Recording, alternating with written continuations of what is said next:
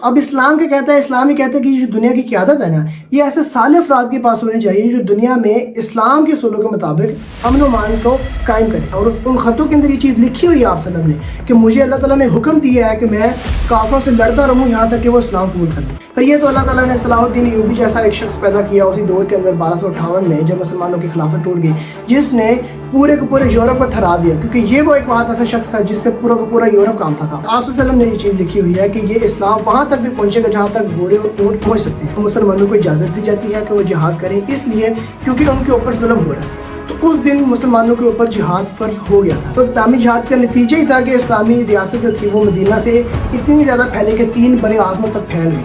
وہ سارا کا سارا اقدامی جہاد کا نتیجہ تھا جس کی وجہ سے اسلامی ریاست اتنی پوری دنیا کے اوپر پھیل گئی تھی. امریکہ نے، انگلینڈ نے اور امریکہ اور انگلینڈ کے ساتھ مل کے یہودیوں نے ان پچھلے 100 سالوں کے دوران مسلمانوں پر بہت ظلم کیا، جس میں ایران بھی شامل ہے، عراق بھی شامل ہے، فلسطین اور غزہ کا جو مسئلہ ہے وہ بھی اس کے اندر شامل ہے.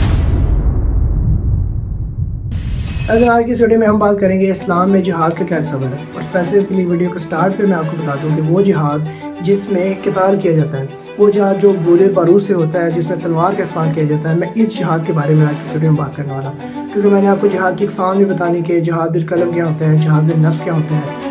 یہ جو جہاد جس کے اندر لڑائی کی جاتی ہے، اس کا اسلام کے اندر کیا ہوتا ہے. ایک لائن میں اس کا جواب یہ ہے کہ اسلام جو جہاد بالقتال ہے اس کو کرنے کا حکم دیتا ہے. اور اب اس چیز کو میں 3 ذریعوں سے آپ کے سامنے پروو کروں گا. سب سے پہلے ریلیجیسلی میں آپ کے سامنے اس کو پروو کروں گا، سیکنڈ ہسٹوریکلی بھی پروو کروں گا، اور تھرڈ پہ لوجیکلی بھی آپ کو پروو کروں گا کہ یہ جو جہاد ہے جس کے اندر لڑائی کی جاتی ہے، اس کا اسلام نے حکم دیا. تو سب سے پہلے ہم دیکھ لیتے ہیں کہ ریلیجیسلی کس طرح سے جو اسلام ہے اس نے اس کا حکم دیا. دیکھیں، سب سے پہلی بات تو یہ ہے کہ ہمارے لیے اسلام کے اندر قرآن مجید اور حدیث اور آپ صلی اللہ علیہ وسلم کی زندگی اور آپ صلی اللہ علیہ وسلم کی زندگی میں جو کچھ آپ صلی اللہ علیہ وسلم نے کیا، یہ سارا کچھ ہمارے لیے دلیل ہے. تو آپ صلی اللہ علیہ وسلم نے اپنی زندگی کے اندر ہی یہ دونوں کے دونوں جہاد کی 2 اقسام ہوتی ہیں. ایک دفاعی ہوتا ہے اور ایک اقدامی ہوتا ہے. ایک یعنی کہ وہ جس میں آپ جارحانہ طریقے سے، یعنی کہ لائک آپ آگے بڑھ کر دشمن پر حملہ کر رہے ہیں، اور دوسری وہ ہوتی ہے جس میں آپ دفاع کر رہے ہوتے ہیں، آپ اپنی بقا کے لیے لڑ رہے ہوتے ہیں. تو آپ صلی اللہ علیہ وسلم نے یہ دونوں طریقے ہمیں اپنے لائف میں کر کے دکھائے ہیں ہمارے، اور میں اس کا ثبوت اب آپ کے سامنے دوں گا. سب سے پہلی بات تو یہ ہے کہ جب مدینہ کے اندر آپ صلی اللہ علیہ وسلم آئے، اور جس دن مسلمانوں کے اوپر یہ آیت نازل ہوئی ہے کہ اذن للذین یقاتلون بانہم ظلموا، کہ اب مسلمانوں کو اجازت دی جاتی ہے کہ وہ جہاد کریں، اس لیے کیونکہ ان کے اوپر ظلم ہو رہا ہے. تو اس دن مسلمانوں کے اوپر جہاد فرض ہو گیا تھا.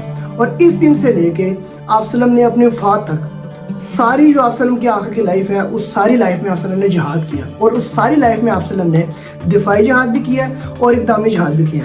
کس طرح سے؟ دفاعی جہاد تو آپ کو پتہ، فتح مکہ سے پہلے جتنی بھی جنگیں اسلام کے اندر ہوئی ہیں وہ ساری ایک لحاظ سے دفاعی تھی. غزوہ بدر مسلمانوں کی ایک دفاعی جنگ تھی جس میں وہ اپنی بقا کے لیے لڑ رہے تھے. کیونکہ اس جنگ کے اندر آپ صلی اللہ علیہ وسلم نے اللہ تعالیٰ سے یہ دعا بھی کی تھی کہ یا اللہ، اگر یہ 313 جو تیرے بندے ہیں اگر یہ آج ختم ہو گئے تو پھر دوبارہ دنیا میں تیرا نام لینے والا کوئی بھی نہیں رہے گا. اس طرح سے غزوہ احد ہے، غزوہ احزاب ہے، یہ ساری جنگیں ایک لحاظ سے دفاعی تھی جہاں پر مسلمان اپنی بقا کے لیے لڑ رہے تھے. اور لیکن جب فتح مکہ ہو گیا، فتح مکہ کے بعد کی جتنی بھی جنگیں ہیں نا، وہ ساری کی ساری دفاعی نہیں تھی، وہ ساری اقدامی جنگیں تھیں.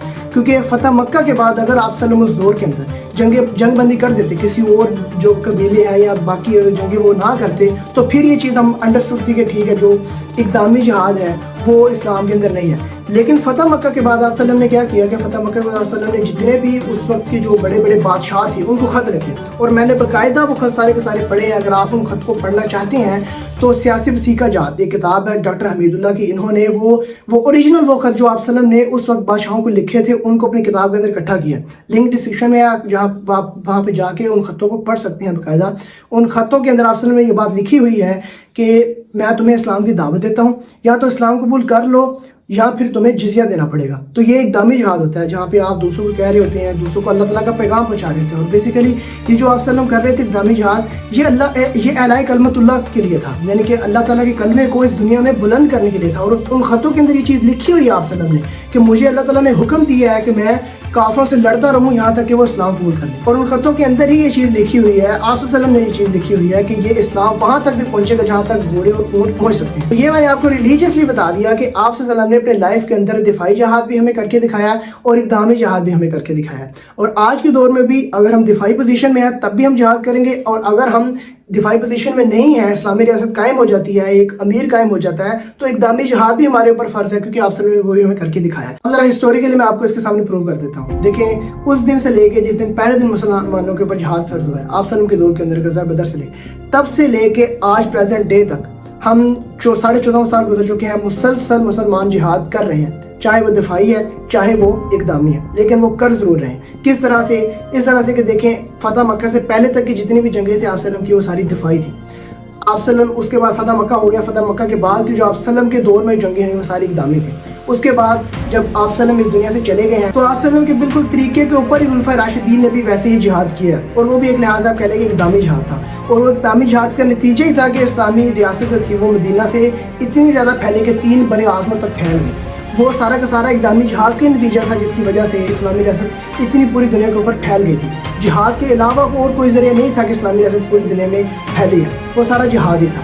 اس میں کیا ہوا کہ سلطنت روما، کیسر و کسریٰ وہ ساری فتح ہوئی۔ حضرت عمر رضی اللہ عنہ کے دور کے اندر، حضرت ابوبکر صدیق رضی اللہ عنہ کے دور کے اندر کوئی اتنی فتوحات نہیں ہوئی۔ اس طرح سے حضرت عثمان رضی اللہ عنہ کے دور کے اندر بھی فتوحات ہوئی۔ تو یہ سارا کیا تھا؟ یہ سارا جہاد ہی ہے، یہ اقدامی جہاد چل رہا ہے سارا، ٹھیک ہے۔ اس کے بعد کیا ہوا کہ خلفائے راشدین کے بعد بنو امیہ کا دور آیا، تب بھی اقدامی جہاد جاری تھا۔ اقدامی جہاد کا نتیجہ یہ تھا کہ بنو امیہ میں حضرت عمر بن عبدالعزیز رحمۃ اللہ علیہ کے دور کے اندر 3 بر اعظموں تک مسلمانوں کی خلافت پھیلی، اور ان 3 بر اعظموں میں کوئی زکات لینے والا بھی نہیں رہا۔ اس کے بعد بنو عباس کا دور ہے، بنو عباس کے دور کے اندر بھی اقدامی جہاد یہ جاری تھا۔ یہ جتنے بھی خلیفہ آ رہے تھے اسٹیپ بائی اسٹیپ، یہ اسی پیراڈائم پہ جہاد انہوں نے جاری رکھا ہوا تھا جس طریقے پہ آپ صلی اللہ علیہ وسلم نے ان کو چھوڑا تھا، وہاں سے لے کے یہ لڑی چلتی آ رہی ہے۔ پھر 1258 کے اندر آ کر جب تاتاریوں نے فتح کر لیا مسلمانوں کی خلافت کو توڑ دیا بغداد کے اندر، تو تب کیا ہوا کہ تب ہم دفاعی پوزیشن میں آ گئے۔ اور اس جہاد کی یہ پوزیشن تھی کہ پورے کے پورے جو سلیبی ہیں وہ سارے کے سارے اس چیز پہ اکٹھے ہو چکے تھے کہ مسلمانوں کو کسی طریقے سے ختم کرنا ہے۔ پھر یہ تو اللہ تعالیٰ نے صلاح الدین ایوبی جیسا ایک شخص پیدا کیا اسی دور کے اندر 1258 میں، جب مسلمانوں کی خلافت ٹوٹ گئی، جس نے پورے کے پورے یورپ کو تھرا دیا، کیونکہ یہ وہ ایک بہت ایسا شخص تھا جس سے پورا کا پورا یورپ کامتا تھا، اور اس نے یروشلم کو دوبارہ آزاد کروایا۔ اس وقت بھی ہم ایک لحاظ سے دفاعی پوزیشن میں جہاد اس وقت بھی جاری تھا۔ اس کے بعد کیا ہوا کہ خلافت آ گئی ترکوں کے پاس، تو تب کیا ایسا کہ نئے طریقے سے پھر ہم اقدامی طور پر جہاد ہم نے کیا۔ ترکوں نے اپنی خلافت کو دوبارہ پھر وسیع کرنا شروع کیا، 3 بر اعظموں تک جو پھیلی ہے وہ سارا کا سارا اقدامی جہاد ہے۔ اور اس میں اب میں ایک چیز کا آپ کی کلیئر کر دوں، جتنے بھی میں آپ کو ہسٹوریکلی پروو کر رہا ہوں، یہ سارا اعلاء کلمت اللہ کے لیے تھا، کہ اللہ تعالیٰ کے کلمے کو بلند کرنے، کیونکہ آپ صلی اللہ علیہ وسلم کی ایک حدیث ہے جس کے اندر آپ صلی اللہ علیہ وسلم سے بھی پوچھا گیا کہ جہاد جو ہے وہ کوئی بندہ شہرت کے لیے جہاد کر رہا ہوتا ہے، کوئی لوٹ مار کے لیے، تو آپ صلی اللہ علیہ وسلم نے فرمایا کہ وہ جہاد جو اعلاء کلمت اللہ کے لیے کیا جاتا ہے، وہ جو جہاد ہے وہ جہاد فی سبیل اللہ ہے۔ اور پھر اس کے بعد کیا ہوا کہ اب ریسنٹلی جب 1923 کے اندر آگے خلافت ہماری ٹوٹ گئی، تو 1923 سے لے کے اب یہ پریزنٹ 2024 تک یا 2025 تک یہ جو 100 سال ہے، اس 100 سال میں بھی دفاعی طریقے سے ہمارے اوپر جہاد فرض ہے۔ اور جو ان 100 سالوں کے اندر ہمارے ساتھ ہوا ہے، یہ ہسٹری میں کبھی بھی ہمارے ساتھ نہیں ہوا، کیونکہ ان 100 سالوں کے دوران مسلمانوں کے اوپر اتنا ظلم کیا گیا جتنا ہسٹری میں مسلمانوں کے اوپر کبھی بھی ظلم نہیں ہوا۔ اس 100 سالوں کے اندر امریکہ نے، انگلینڈ نے، اور امریکہ اور انگلینڈ کے ساتھ مل کے یہودیوں نے ان پچھلے 100 سالوں کے دوران مسلمانوں پر بہت ظلم کیا ہے، جس میں ایران بھی شامل ہے، عراق بھی شامل ہے، فلسطین اور غزہ کا جو مسئلہ ہے وہ بھی اس کے اندر شامل ہے، کہ فلسطین کے اندر کس طرح سے انگلینڈ نے یہودیوں کو وہاں پہ جگہ دی، اور آج امریکہ یہودیوں کے ساتھ مل کے وہاں سے مسلمانوں کو ختم کرنا چاہتا ہے۔ تو اب بھی ہم دفاعی پوزیشن میں، جہاد ہمارے اوپر فرض ہے۔ آج فرض نہیں ہے جہاد ہمارے اوپر، پچھلے 100 سال 1923 سے جب ہماری خلافت ٹوٹی تھی تبھی ہمارے اوپر دفاعی جہاد تبھی ہمارے اوپر فرض ہو گیا تھا، اور آج تک ہمارے اوپر فرض ہے۔ وہ ایک علیحدہ بات ہے کہ اب ہم جہاد نہیں کر رہے۔ تو یہ ہسٹوریکل پرسپیکٹیو ویو سے میں نے آپ کو بتا دیا کہ ہم 14 سال سے جہاد کر رہے ہیں، اور یہ جہاد کا حکم ہے اسلام کے اندر۔ لوجیکلی آپ کے سامنے اس چیز کو پروو کرتا ہوں کہ کیوں اسلام نے جہاد بالقتال کا حکم دیا ہے۔ اب یہ بڑی اہم چیز ہے، اس کو ذرا آپ نے بہت سمجھنا ہے۔ دیکھیں ہمیں پتہ ہے کہ لوجیکلی اس دنیا کی قیادت جو ہے نا وہ کسی نہ کسی ایک قوم کے پاس تو لازمی ہوتی ہے۔ تو اب اسلام کیا کہتا ہے؟ اسلام یہ کہتا ہے کہ جو دنیا کی قیادت ہے نا، یہ ایسے صالح افراد کے پاس ہونی چاہیے جو دنیا میں اسلام کے اصولوں کے مطابق امن و امان کو قائم کرے، جس طرح سے خلفائے راشدین نے کیا۔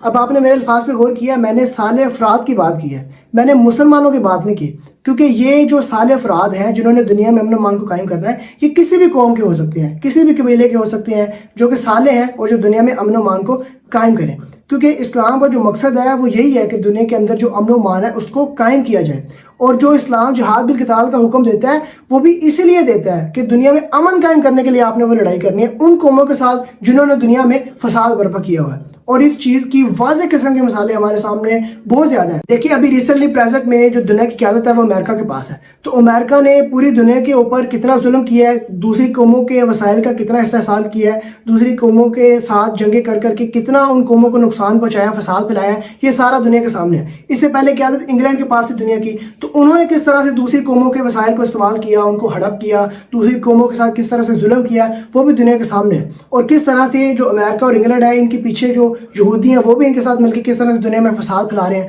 تو یہ چیزیں ساری آپ کے سامنے ہیں, اور آج کے دور میں تو یہ چیزیں بالکل واضح ہو گئی ہیں. جس طرح سے غزہ فلسطین کے اندر فساد پیدا کیا جا رہا ہے, کس طرح سے آپ برما میں دیکھ لیں, اس طرح سے باقی آپ قوموں کو بھی دیکھ لیں. جو رشیا ہے اس نے جب اس کا اشتراکی نظام آیا تو اس نے کس طرح سے دنیا کے اوپر ظلم و ستم کیا, کس طرح سے فساد پھیلایا, وہ بھی سب کے سامنے ہے. اسی طرح سے جو جتنی بھی قومیں, کیونکہ یہ لوجیکلی آپ اس چیز کو سمجھیں, ان کے پاس یہ نظریہ ہی نہیں ہے کہ انہوں نے مرنے کے بعد کسی کو حساب دینا ہے, تو وہ دنیا میں امن و امان قائم نہیں کر سکتے. اور مسلمان یا آپ کہہ لیں کہ جو اسلام کے اوپر عمل کرتے ہیں, ان کے پاس یہ عقیدہ ہوتا ہے کہ انہوں نے مرنے کے بعد اللہ تعالیٰ کو حساب دینا ہے, جس کی وجہ سے وہ اس عقیدے کی وجہ سے دنیا میں امن و امان کو قائم کر دیں. کیونکہ ان کو پتہ ہے کہ ہمارا اسلام ہمیں یہ کہہ رہا ہے کہ انسانوں کے ساتھ بھلائی کرو گے تو اللہ تعالیٰ سے تمہیں ثواب ملے گا, اور اگر انسانوں کے ساتھ ظلم و ستم کرو گے تو اس کا حساب بھی تمہیں مرنے کے بعد دینا پڑے گا.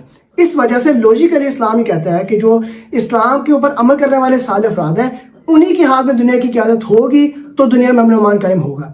اس کے علاوہ جتنی بھی قوموں کے پاس اگر قیادت ہوگی تو دنیا میں امن و امان قائم نہیں ہو سکتا, اور میں نے آپ کو مثالیں بھی اس کی دے دی ہیں. یہ لوجیکلی میں نے آپ کو سمجھا دیا کہ کس طرح سے جو اسلام ہے اس کے اندر جہاد بالقتال کا حکم دیا جاتا ہے. تو یہ 3 طریقوں سے میں نے آپ کے سامنے جہاد بالقتال یا جو اسلام کے اندر جہاد کا تصور ہے اس کو آپ کے سامنے پیش کیا. ہوپ سو آپ کو نئی چیزیں اس سے سیکھنے کو ملی ہوں گی. ملتے ہیں اگلی ویڈیو میں, تب تک کے لیے اپنا خیال رکھیے. اللہ حافظ.